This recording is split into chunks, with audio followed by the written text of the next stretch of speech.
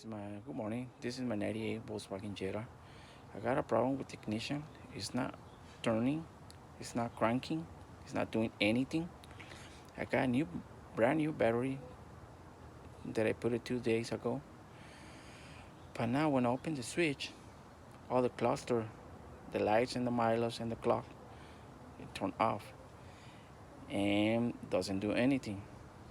I wonder why it does that. If anybody knows what's going on with the car or with the problem, can help me out with that, I appreciate it. Because, man, this drive me crazy already. Sorry about the noise, but as you can see right here, I open the switch. I'm gonna take it off, the key, put it back on. I want you to put attention on the clock and the mileage. What it shows right here when I open the switch, try to crank it. See what it does? Turn it off. And I don't know why. I don't know if it's the switch or could be I don't know, something else.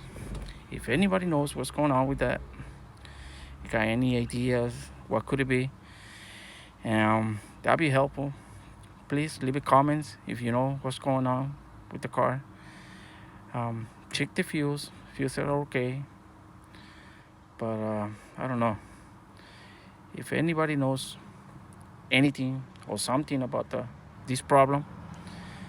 Just leave the comment below, and I appreciate your comments.